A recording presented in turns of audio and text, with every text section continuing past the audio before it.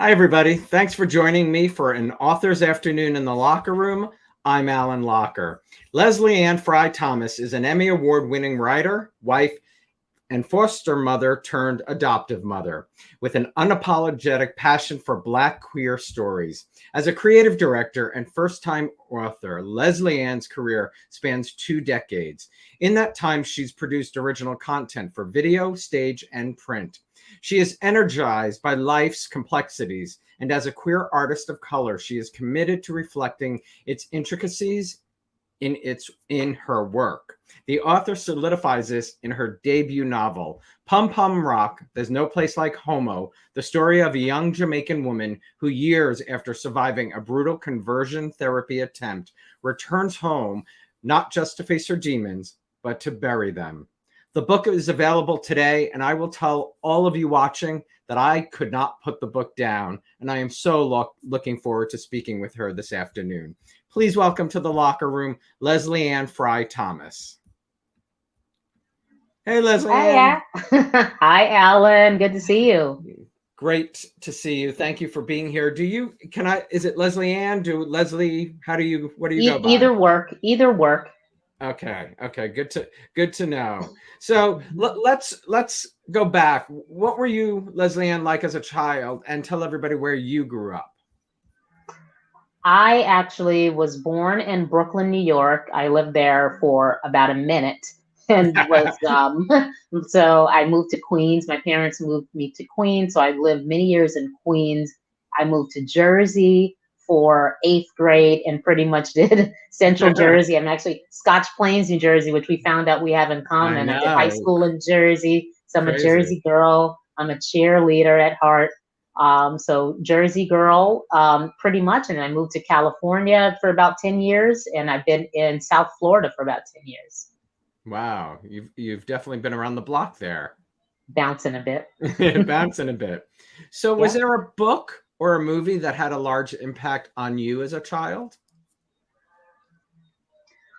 Definitely. There's a lot of movies. I have a screenwriting degree, so I am just like, I love movies. So one of my favorites has got to be Waiting to Exhale. Waiting to Exhale is actually a Terry McMillan book that was adapted to the screen. So it's basically 5 girlfriends and their adventures. So that's a book that is a favorite of mine, and it was also adapted to a movie, which is something that I'd like to see happen for myself. So that's a favorite. Well, I think I told you I totally can see that for Pum Pum Rock, but we'll get there in a minute. Yes, that's right. That's right. So, coming out is difficult for all of us in different ways. Can you talk about coming out as a Black woman and your mom's response? Because I just learned that was she had a little quite a trouble. Christmas. That was quite a Christmas, Alan. Yeah. Yes. So I know when I came out, and it's just crystal clear because my family, like, we love movies. I love movies, and my family, we love it. That's what we do. So we get together every Christmas and just crowd in my parents' house and watch movies and eat way too much food.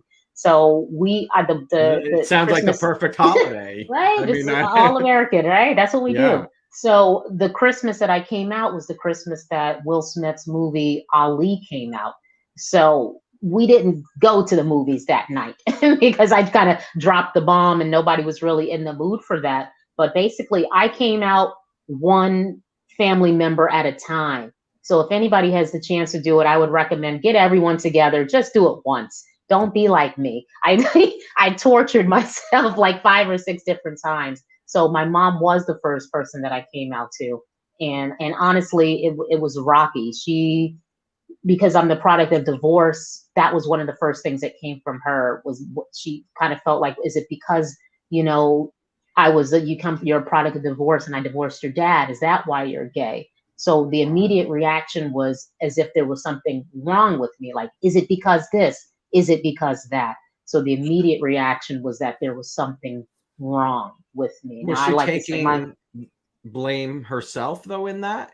I mean, was it? Well, yes, and blame because it was as if there were an affliction or something wrong. So she was taking the blame, and that was her gut reaction on that Christmas, like 2001. Like, what did I do wrong? Is it because this? Is it because that? So I immediately felt like something was wrong with me. And I wanted to let her know that wasn't the case. And I'd like to say my mom has completely done a 360 and is Yeah. like team LGBTQ. Like P flag. she's P flagging the hell out of it. She texted me a picture of her wearing a rainbow shirt the other day. She's like, I got this on sale. I'm like, great. Do you know what the rainbow's for? She's like, of course I do. I'm like, thanks, Mom. So yeah, That's she's great. completely come a long way, but it takes time. It took some time. It's pretty brave in some ways to pick Christmas to come out. I know everybody picks a different I'm time. so dramatic. was there something happening in your life that at that time that prompted you to choose Christmas? Well, I chose Christmas because at that time I was living in Los Angeles and my family is based in the East Coast. So I didn't see them, but twice a year. So that was really that came out because that was the time I got to see them. And I was also living a lie. Right. I was living with a roommate. My roommate was my girlfriend, but to them it was just my roommate. So I was just ready to come on out and tell the truth, be authentic. Wow. So what Christmas advice would you give to a young woman who is in, the similar shoes today and struggling to come out herself? What would be the first thing that pops in your head? Just to be yourself, be confident, and understand that this is your life. And understand if you're young, you've got parents and they pay your bills. And so there's that pressure of that safety net getting ripped away from you. But eventually, we all have to do our own thing and stand in your own shoes and be your own person and be independent. So my advice is to just be your authentic self as quickly as you can. It's worth it. So true. I mean, I can't even describe. I mean, I was very lucky. My mother asked me, which is not Really yeah. It was interesting because like high school, I had my straight friends, and right when I graduated college, I was reconnected with someone from high school. And so like all of a sudden I started hanging out with different people, and I just came home one day and she basically just asked me, and she said it differently. She said, I'll still love you if you're not. And she asked if I was straight. Really? But I was really lucky. She did flip it. I was really lucky, but I still feared so many other family and friends. And that fear is crippling. Like you just think they're gonna disown you, drop you as a This friend. is all you know. Yeah. And I've had that happen. I've had friends disown me. I've had this. It's part of it. It will happen. Yeah. And it's probably for the best. It's probably for the best. Correct. Because they're not really our friends if they choose to do that. And for the most part, everyone stepped up and exceeded my worst fears, exceeded my, expectations. Who were some of your role models growing up?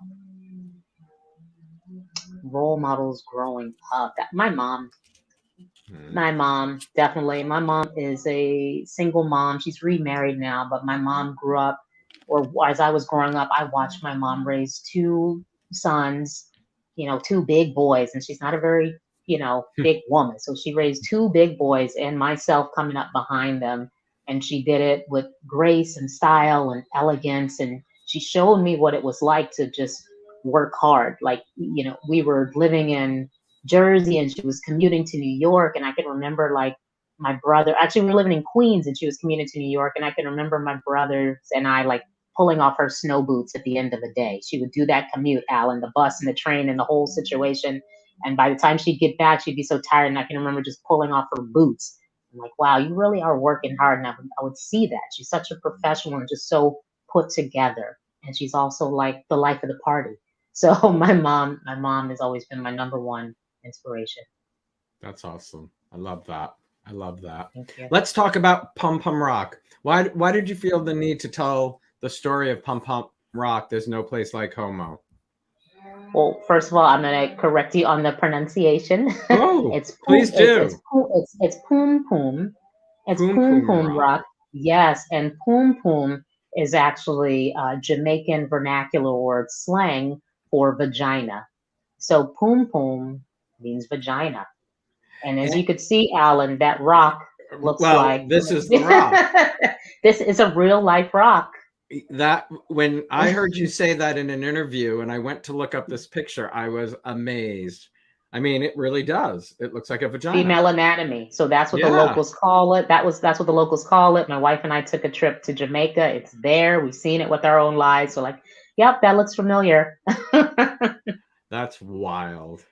That's wild. Yes, yes. So yeah, so what drove you to tell this story? I decided to tell the story of Pum Pum Rock for a couple of reasons. The first reason, I feel like just as an artist, it's my duty to educate and entertain people. I feel like it's one thing to just talk to people, but it's another thing to kind of put it in a book or put it in a movie. People are more apt to just go ahead and press play and kind of see a story. So that's a good way to get information to people. The other reason I decided to tell this story because I wanted to give a love letter basically to the LGBTQ community. It's called Pum Pum Rock. There's no place like homo because there is nothing like being a homosexual. So I wrote this book to say, I see you, no matter if you're black, white, or whatever, or wherever you identify on that LGBTQ. The alphabet goes on and on, Alan, you know, it's evolving. Sure does. But It is where evolving. it's ongoing. So I'll just say LGBTQ plus, wherever you fit on that. I just want you to know that I see you, and this is my love letter to you because maybe I haven't been in your exact shoes, but I've been discriminated against for being a gay woman.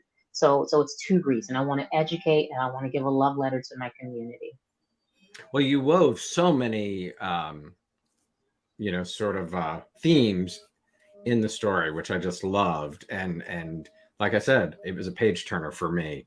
Can you talk about the main character of Nate and why you chose the backdrop of Jamaica for her roots? Yeah. Yes. So the main character, as you said, her name is Nate, and she is from Jamaica. And originally, when I wrote this story, and you talk to a lot of authors, you know there's a lot of writing and rewriting. So Nate was originally from Los Angeles, like myself. But as I moved and my life changed, so did Nate. So I moved to South Florida and became surrounded by this Caribbean community. Like for many, many months when I first moved here, I was the only Black American that I knew. And I still live in America. I'm in Miami. Everybody was from St. Thomas or Jamaica or Haiti. There was nobody from America. So this Caribbean community really just surrounded me. And eventually, I fell in love with the community. And my wife is from the Virgin Islands. So this Caribbean culture just kind of became infused in me, and art imitating life and life imitating art. It just made its way into Pum Pum Rock. When did you realize, and maybe you knew it all along, because I'll tell you, I think how I knew this, but it is still illegal as of today, August 26th, to be gay in Jamaica. Yes. Did you always know that, or did somebody, because I'll explain how I knew that after you. I did know that. And this is just something that we have to think about as gay people. Is it safe to travel? Am I actually allowed to be here? So the first time I started thinking about being a gay traveler is way back in 2004. I did a documentary. I traveled to East Africa, Tanzania. I went for a wedding. We went on safari. I was just going to bring that up when you said that. We went on safari in Tanzania and we had to get separate beds. So the deal. So I don't know if it's still illegal today, but it was back then. We went in 2015. Okay, it is still illegal. I don't know if it is illegal. It is still, something to. It's a problem, and you can go to jail. So when I started traveling internationally, and that was one of my first big trips, abroad, and just realizing that, and I was doing a documentary, so I was doing a lot of research. So that just became a part of my travel checklist. Am I allowed to be here? Okay, I feel safe. So that's how I studied. That's how I learned about Jamaica, just because I traveled there, and this is just something I do as a traveler. I love to travel, so I always want to know: am I actually allowed to be here? Can I hold my wife's hand, or will there be a problem? That's just something we do as gay travelers. Yeah, we were really cautious there, incredibly. Well, I Yeah. used to, before I moved back to New Jersey, I was a lifeline counselor for the Trevor Project. Oh, And wow. I remember taking a phone call from someone in Jamaica who, was talking about, how difficult it was for them to be gay. And Hmm. I really Oh, remember that, that they were struggling because you know uh, we just said earlier in the interview, be yourself. They can't yeah. be, they can't Yep. be. Right. And it's actually in the culture. So it'll be in the songs, like you'll turn on the radio and it's a song about that's gay bashing. And these are lyrics that you can dance and sing to. And it's a part of the dance hall music. It's not in every song, but it's a part of a lot of them. So it's in the culture. So, and I know the people on the Trevor Project are kids, so I can imagine how tough that call is. So it's hard to Yeah, be yourself. So as I say, be yourself as soon as it's safe to be to be yourself. yourself. Yeah, As soon as it's safe. if you're in a spot. Now, you said earlier you and your wife had been to Pum Pum Rock. When did you go? We went to Pum Pum Rock. This is pre-COVID, so maybe about 5 years ago. We Oh, about 5 years ago we went to Montego Bay and just travel. And I was writing the book. I already had the title, but I needed to see it for myself. that's awesome. Yeah. That, I heard you say that you relate to Nate in many ways. Can you articulate for our viewers some of the ways? I relate. Well, Nate is an artist. She is a podcaster. She's a musician. She creates beats. So I'm an artist. I'm a writer. I create stories. So I relate to her on a artistic level. She also has a strong love for strong alpha women. My wife is an alpha. She'll let you know where to go in a second. You know, I love that. Nate's mom was strong, and she never quite came around. My mom That's is an strong. understatement, Leslie Ann. That is She an never. But understatement. That Alan, woman you know is. it's true. Oh, there are. Yeah, I mean, my mom was a strong woman, but that woman, Yeah. yes, that Yes. she's a She had her great reasons. She had. character. She's a great Thank you. character. I wanted to create someone that we didn't like, and at the end, you find out why. And not to be a spoiler, but you find out that she's had some history with it and a reason she doesn't want her daughter to go down this route because she's seen some, some stuff. But she's not a likable woman. Nate's mom is not a likable woman at all. But I wanted to tell that reality. Not every story is going to be a happy ending with a nice bow and a cherry on top. Sometimes your mom just never comes around. Sometimes your dad just, calls you the F bomb and that's it. Like, this is what happens It sometimes. is, but I love in gay stories because it is rare. Like, my dad didn't know I was gay. He there's theories on maybe what why, but like, he was a very quiet man. He just and he was 10 years older than my mom, so he didn't really understand. um and I love in gay stories where it is the male who is the accepting one. Right. um and boy, for my viewers and people who are going to read this book, mom is a tough character, and mom does do some shocking things. Like, I was really like, that was a very surprising moment when I read that part of the book. I will, There are not, very I no don't want to more get, wire hangers. I don't want to give that, away, because, but it's wow. It's a wow And moment. everything is based in truth. It's not necessarily my story, but it happens to people all the time, and especially in places where it's illegal to just exist. Terrible and, things. and just families who just don't accept this. It doesn't Accept have it. to be in a state or a country where it's illegal. There are Yes. many parents who just will not accept it and will try anything to change their Oh child, yeah. believing Yes. it is something that can be changed. Right. Um, there's a lot of betrayal between friends and family in the book. Have there been experiences like that for you? I know you say, it's not based in truth for you, but have you experienced some of that type of betrayal, do you think?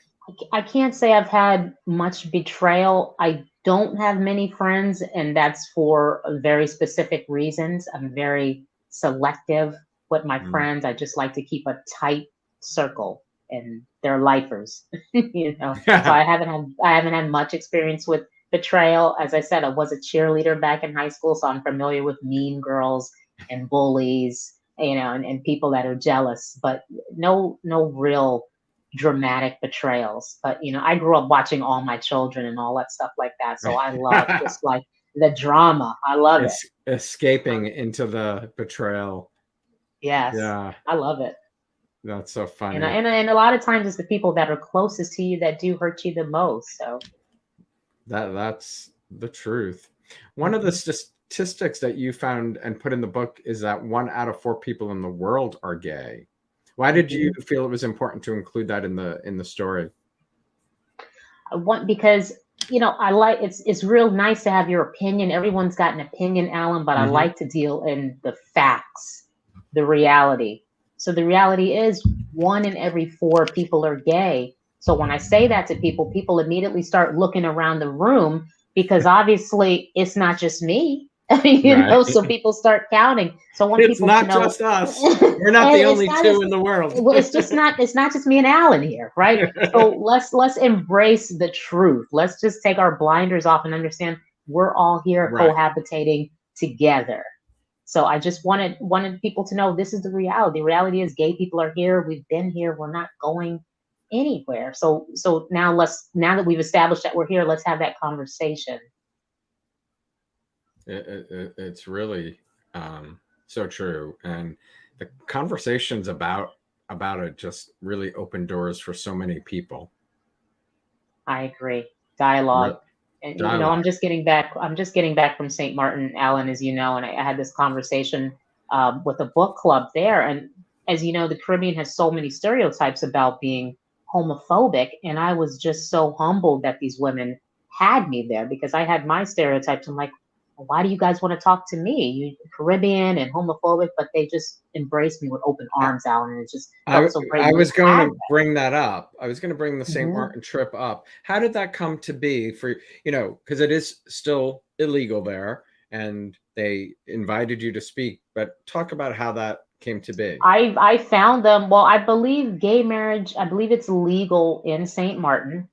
I Okay. believe so. I was just there last month, and I found them. I found this book club that's doing tremendous things out of St. Martin, and St. Martin is known as a friendly island. And when I tell you, these women just hosted me and just rolled out the red carpet and were incredibly And it's called the United hospitable. Women's Book Club, right? United Yes, Women's. Yeah. United Women's Book Club, super friendly. And some people asked me things that were kind of crazy, I thought, but at the same time, I appreciated them because I don't think they came there to bash me. If they wouldn't come there to bash me, I felt like they're coming to learn, which is what I feel like my job as an artist, to educate and entertain folks. So I had someone ask me, are you raising your kids to be gay?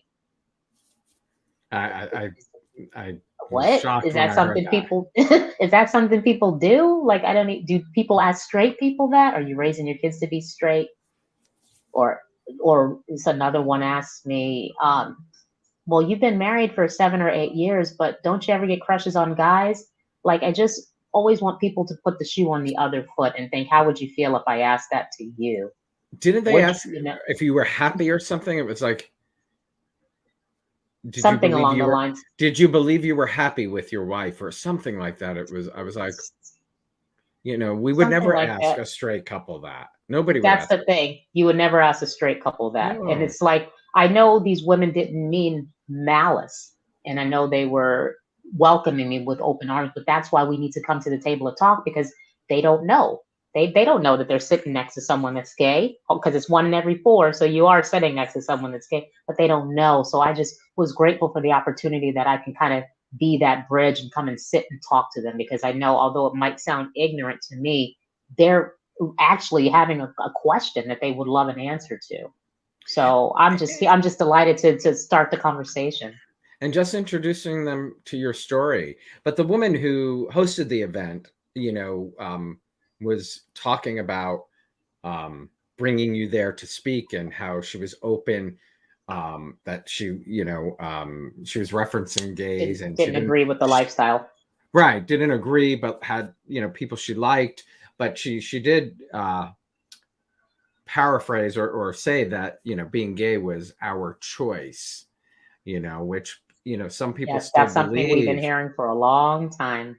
People believe that it's a choice. I mean, but it's proven, otherwise, that it is not a choice, and people need to understand that. I mean, Right. who would choose, difficulty in A life life? of persecution. Right. I mean, but it was interesting because she was so open to having you there, thankful you were there, and then she just said our choice, and I was like, Yep. really, That's why we interesting. need to have the conversations, because people still think what they're going to think. And I'm not here to argue or debate. That's why I like to come with facts. One in every four. Here's the fact. Here's where I got it from.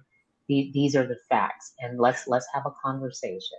Well, I love how you say, like, we would never ask a straight person that. And I've had family say to me, well, straight people don't have to come out and say, hey, I'm straight. Like, why do we have to come out? Like, that's even why should we just be? We should just be ourselves. Mm-hmm. Like you said, be yourself, be happy. Mm-hmm. But, Right. You have to. It's a complicated road. It's a it, complicated. it really is. Tell us about the promo series you created for the book, for Pum Pum Rock. So basically, my background is in marketing. I've worked on many television shows. I've worked for Warner Brothers, and as I said, I have a screenwriting degree.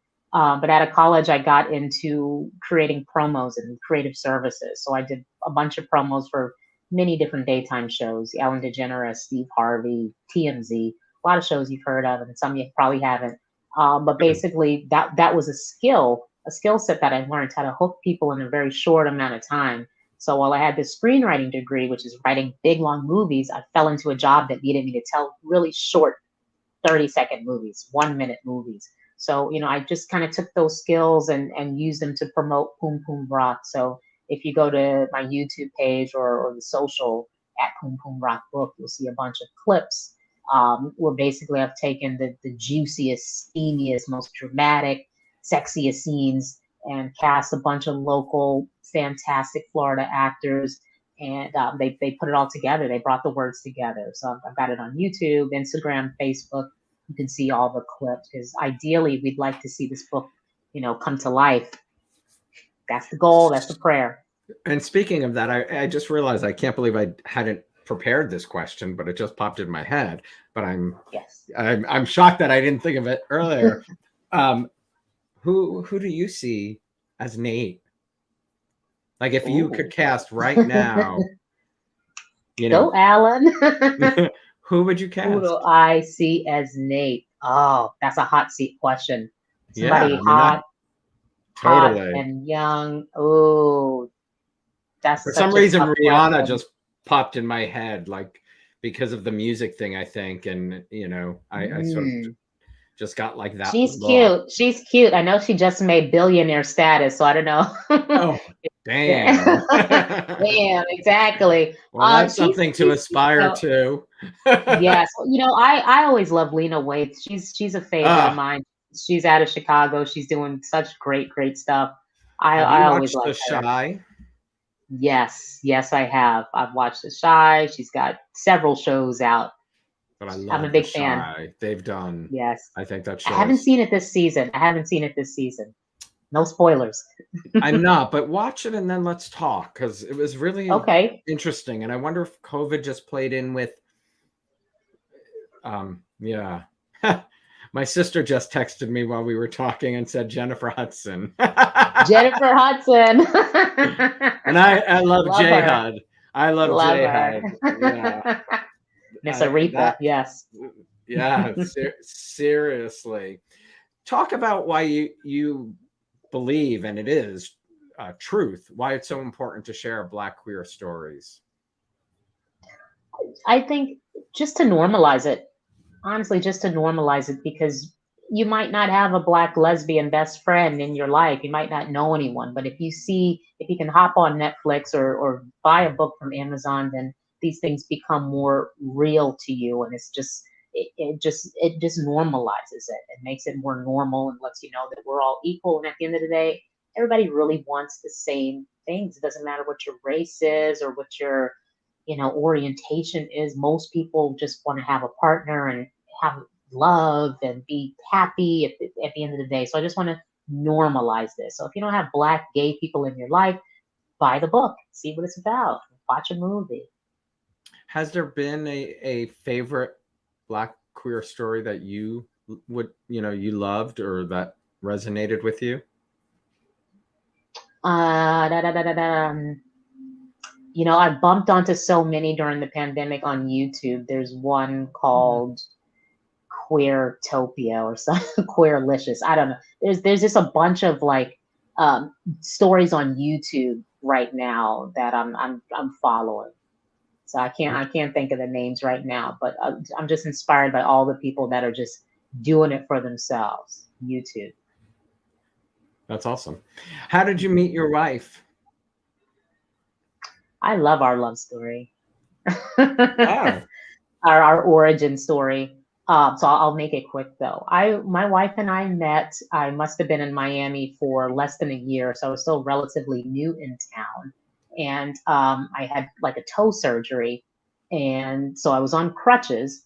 And a new friend of mine invited me to a bar that was on the way home, so I had to drive past it anyway. There's no excuse not to go. I was new in town. So what? I was on crutches. I said, okay, I'll show up. So I just thought it was going to be drinking with a bunch of lesbians, but it turned out to be this whole like. So I was like, I'm in, whatever. I'll have some drinks. But it ended up to be like this whole kind of sister circle thing where you wrote down the things you were looking for in a partner. So the night I met my wife, I wrote down the things that I wanted, that I was looking for in a partner, and she did the same. I was actually late to the event, so I came hopping in. She offered me a seat. So we exchanged phone numbers. So like, we became friends, and I had that little piece of paper and tucked it away, and we're married a year later. So that's that's our amazing. origin story. I love that. Yeah, Good thing you I do weren't too. afraid of that dating game that they set up, but I know. I just was like, oh, let me try it. I got these crutches. I look kind of silly, but and she had chivalry, and she continues to have it 8 years later, 10 years later. So that's awesome. Well, yes. pretty amazing. The two of you were foster parents, now turned adoptive parents to a boy 3 and a young girl 9. Can you talk Yes. about that and talk about the fostering, and then just making, because that's a big decision to go from that. Yes, Alan. Wow. So my wife and I fostered pretty much, we were married for a year, and then we fostered for about 6 years. So in six Wow. years, we fostered about 12 kids, Alan, all under the ages of 3 for various durations of time. So Oh my for God, that's maybe incredible. at least 12 kids, Alan. So the Wow. shortest amount of time was 2 weeks. The longest was like a year. So before you talk about adopting, I know there are difficulties in us being gay and sometimes adopting or fostering. Yes. Did you experience prejudice or just difficulty in the when you first decided to I feel foster? like there's so many kids in Florida. They're really just kind of throwing, like, there is just such a need. I don't feel like there was any hold up or anything like that. Like, we had kids, and if there Well, was a net I'm that glad didn't to have hear kids, that. yeah, there was no. Glad that it was I more do. about the kids than more about Yes, you two being gay. That's yeah. a These great kids thing to needed know. placement.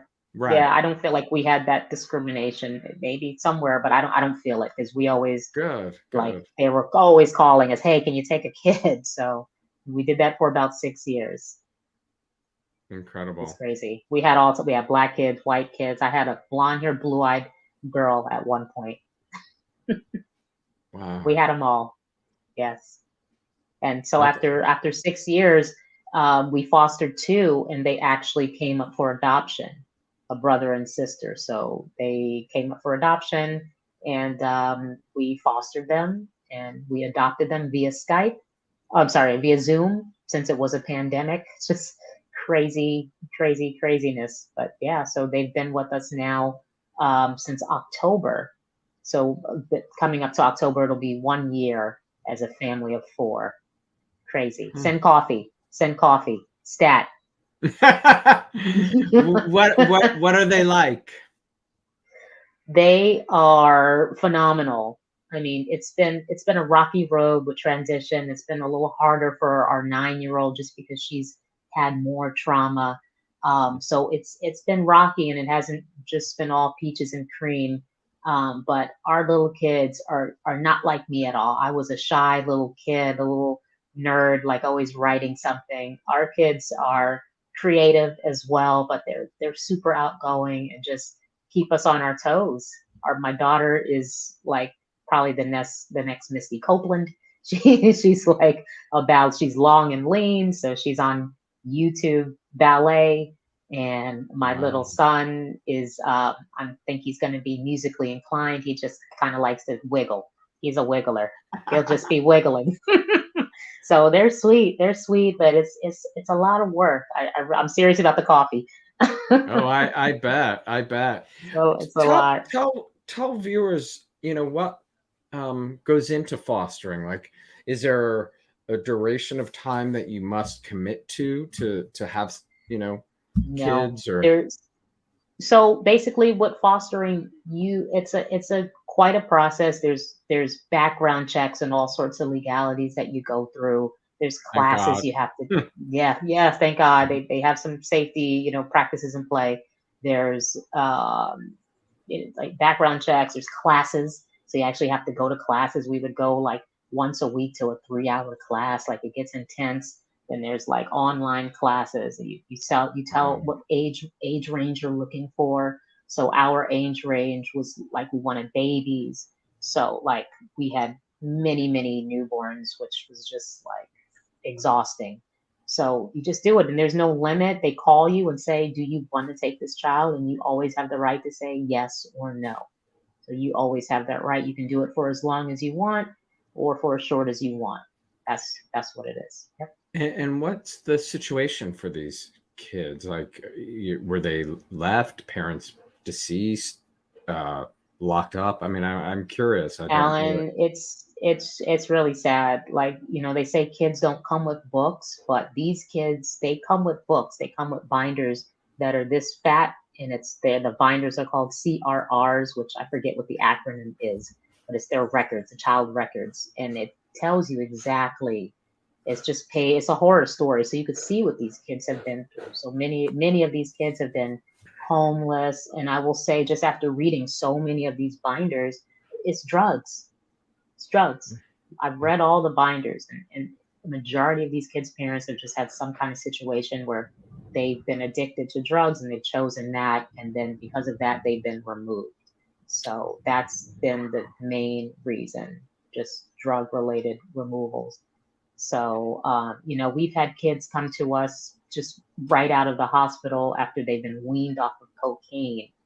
And these kids, I've never seen, like, they look battered and they're brand new babies, just like traumatic births. So you see a lot of hard stuff, but these are tough kids, but they just start so hard. Like they've gone through more than I've gone through, in my decades at our living. Yeah, at our old ages here. So these are tough kids. So we've got a 9-year-old and a 3-year-old, and people say we saved them, but I believe they saved us. So. Well, I was going to ask, how has motherhood changed your life? It's teaching me patience. We did it for 6 years, and all of our kids were under the age of 2. So now here we have a 3-year-old, which is pretty much the same, but we also have a 9-year-old who's just as big as me. She'll be bigger than me next week. She'll be bigger than me next week. So like we're really just learning. So I'm just learning patience. Motherhood is teaching me patience. Well, kudos to the two of you for doing this. and helping these two beautiful children out, but all of the children that you've helped, because Exactly. not everybody would take that on. I think I forgot to ask. I had mentioned that there were so many themes in Pum Pum Rock. Will you talk about some of the themes that you touch on in the book? Definitely. Well, we deal with homophobia, of course, which is something we've covered. We also deal with classism, which is Mm-hmm. something that Nate's mom really has an issue with classism. So she is from the other side of the tracks, just like a bad part of town. So because she's managed to come up by marrying someone who was already there, she has no interest in going back. So classism is very much a deal for her. So the fact that Nate is homosexual and the father is this aspiring politician, Nate will ruin all of that and take all that money and all that gravy train away. So classism is a big deal. Mm-hmm. Homophobia is a big deal. We also deal with betrayal. Betrayal is a big deal, and friendships. As I said, there's a lot of drama. There's mama drama for There's days. friends drama for days. Or yes, and there's a juicy Girlfriend love drama. triangle. Yes, there's a Yeah. juicy love triangle, which is my favorite because I think everyone always wonders, whatever happened to that first love. So Nate gets a chance to see what happened to that first love, and can you really rekindle first love? So it's a lot of Yeah, I lot of love lot of that. themes. I didn't expect that either. Seeing her. Excellent, excellent, Yeah. good. So There's a lot in yeah, there. yeah. That was really really good. So what's next for Pum Pum Rock? Well, Netflix. There you Hopefully go. they're watching. There you go. Yeah, I mean, people just need to read it, and it pops to me as something that needs to be seen on screen. It really does. That's nice of you to say. Thank you, Alan. I It appreciate that. it really does. I'm curious because I know Black queer stories are important to you. Sort of what happened with George Floyd and the Black Lives Matter movement. How do you navigate all that, and how do you feel about where we are today? I think we're definitely in like a moment, like it's a day of reckoning. Things are happening now, whether it's Me Too or Black Lives Matter. Mm. There is definitely a change happening now, and I'm like, there's a whole pandemic. Like the world is literally changing before our eyes. So you can either evolve or just kind of get ran over. Like things are changing. So, and I'm all for it. I'm all for it. So, the whole Mhm. George Floyd thing to me, I mean, that video is a nightmare. I wish I never had to see it. I feel like even if you don't watch the news, it's on your social media feed, and all this stuff just becomes really traumatizing and traumatic for Black people, for everyone, but for Black people in particular. This stuff makes me cry. I'll be crying about someone I've never even met in my life. So it's been Mhm. traumatic. I I think think we're all having we all were PTSD. there. Yeah, we were Hmm. all in that moment with George Floyd.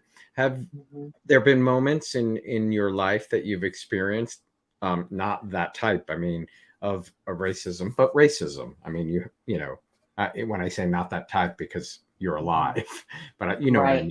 mean. I Something that. always feel like I haven't necessarily been assaulted or anything by the police, but I always feel like an anxiety. I feel an anxiety, and I've had moments when I've needed help, and it's like, well, wait a minute, I'm here in West Hollywood. I've lost all my friends. I need help, but I'm buzzed and I'm Black. So can I call the cops? Are they going to arrest me? Like I've actually had these thoughts come to my mind. I've just had panic attacks dealing with police in college, literal panic attacks. And so like there is an anxiety that's in many of us just because of this ingrained, institutionalized racism that's just been here forever. It just creates this sense of anxiety. When there's a cop behind you, you tense up. So I do have that anxiety. Yes. Well, let's hope the change continues for sure. Let's hope so. Let's hope so. I I love talking to you. Thank you so much for being here. But as you know, I'm going to ask you to read the foreword. It is the foreword of the book, correct? Yes. My Yes. acknowledgement. I would love to. Yes. And everyone who's watching Pum Pum Rock, There's No Place Like Homo is available now, and you can pick it up where all books are sold. And check out Leslie Ann's website right here. And Leslie Anne, I'm going to put you on screen and I'm going to disappear so you can read this poem that I think is just beautiful. Thanks, Alan. All right. Thanks, everyone. We're going to end with the acknowledgments today. You can find this in the beginning of my book. When they made you, they broke the mold, and oh, what a sight to behold. Out came sparkles, glitter, and gold, fairy dust like a piñata that had just gone bust. You could not be contained nor reined in. You, an unbridled unicorn, and me, too afraid to give in. 'Cause Mama always said it was a sin, no matter if you were a stem, bull dagger, dyke, or femme. But you didn't care. You were proud to be queer. Came face to face with corrected grape. You've been disowned, unfriended. Hell, you've been locked up for just existing. From buggery laws in the Caribbean to sodomy laws in the States, let the record show to identify as queer in this time and space is to gamble with your life, love, liberty. Then sprinkle in race? Shit, the system wasn't built to sustain our dreams. How do I know? 'Cause fam, we're on the same team. Hinges kicked clear off the closet door. I've had all that I can stand, not taken no more. So when you pledge your allegiance to the rainbow flag, rest assured they may call you fag, but you'll never be stag. United we stand in perfect precision, a beautiful rainbow coalition of ambition. Consider this my rendition, a token of gratitude and acknowledgement of debt to chosen family, bound by persecution, perseverance, and pride. A love letter to my wife for loving me every step of this bumpy ass ride. To mom for showing up more and more each day. To friends and family who pushed every step of the way. To my creative team for helping manifest this dream. To the ancestors for being the engine providing the steam. And to the Lord above, the epitome of love, you planted the creative seed, proving day in and day out, you're all any of us truly need. Thank you. You, my friend, that was amazing. Thank you so much. Everyone, Thanks, please check out Alan. Pum Pum Rock. It's amazing. I loved it. Leslie Anne, you have a great day. Thank you so much for joining me today. Thanks, Alan. This was great. I'll talk to you soon. You got it. Bye-bye. Bye. Thanks, everybody. Please, as I said, go check out the book. It's available right now. I loved it, and it's one of those page turners. Have a great afternoon, everybody. I will see you next week. Have a great weekend.